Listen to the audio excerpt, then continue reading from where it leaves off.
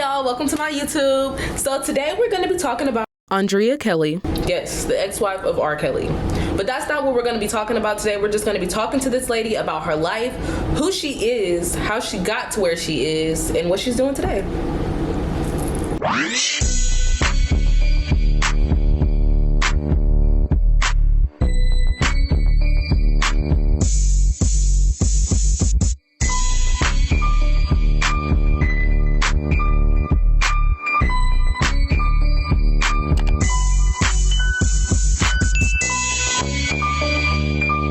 So who is Drea Kelly, you may ask? So Andrea Kelly is a Chicago native. She's a choreographer, but you may know her from Hollywood Exes. She was married to R&B singer R. Kelly.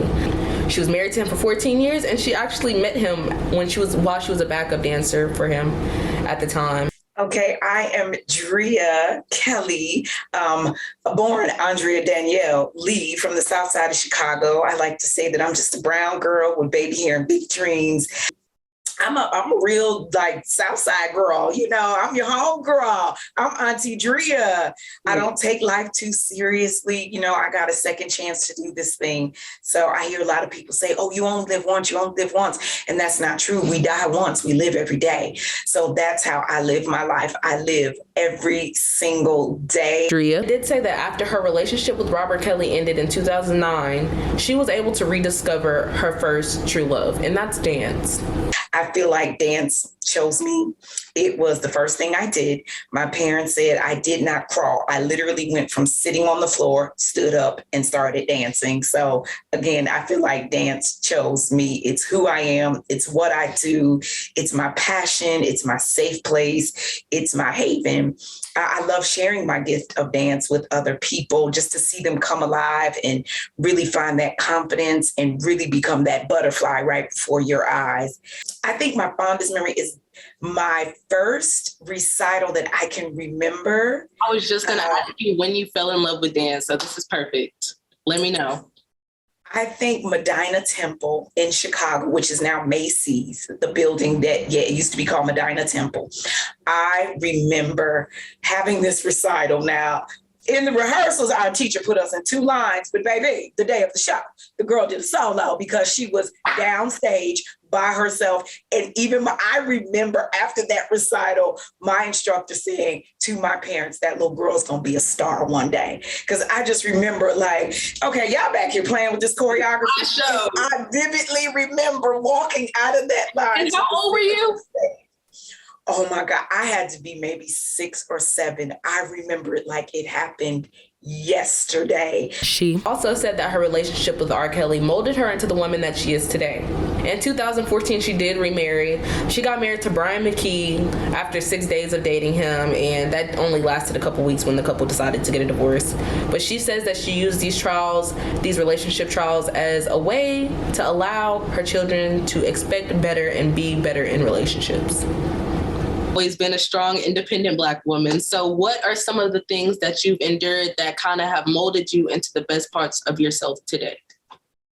I would say understanding that we're humans, but we're also trees. I say we're branch, leaf, fruit, root.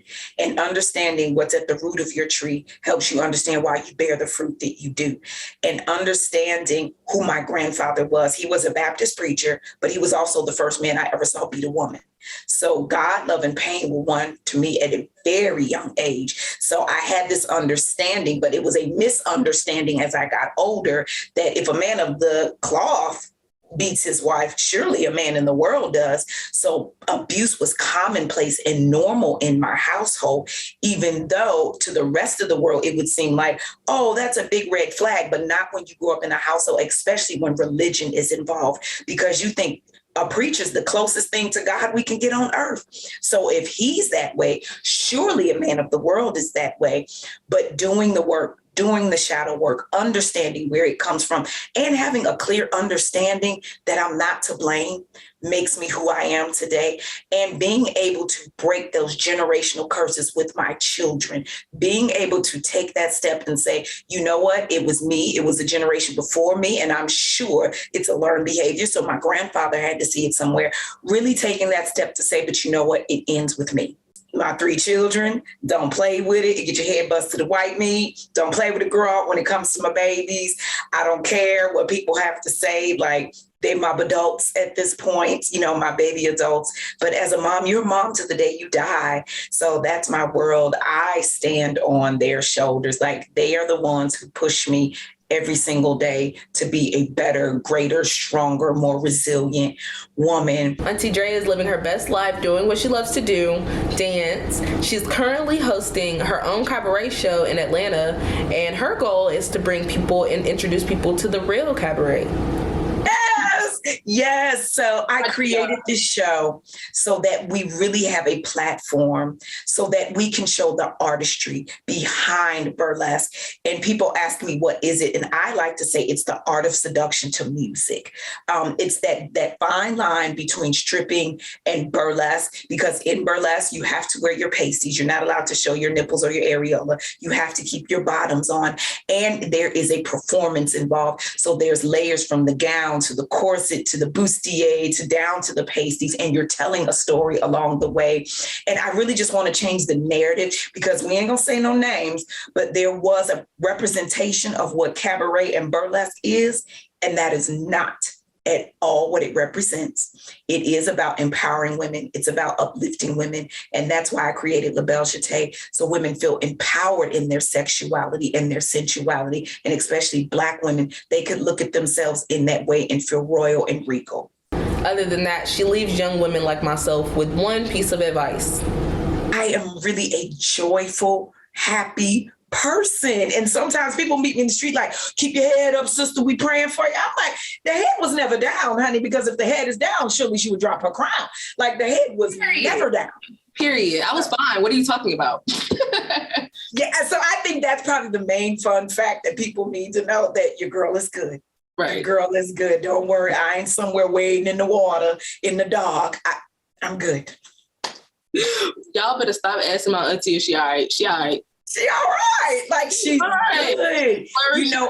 She's beautiful. I'm human. Happy. I'm human.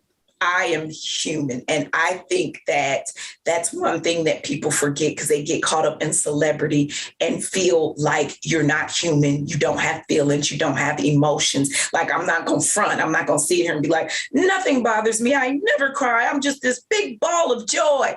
No, I have emotions. So I think that people need to be more cognizant and aware that, yes, I don't care about you having an opinion. I don't even care that you don't like me. That's life. I'd be a fool to believe that everybody loves Drea. But be respectful in your opinion.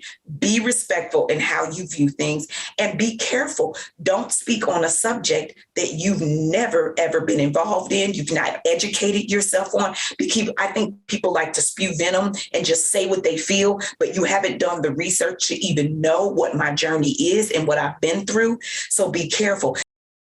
All right, y'all. Thanks for watching. Hope you learned something about Drea Kelly. Make sure you like, subscribe, and follow for more. See you guys later. Bye.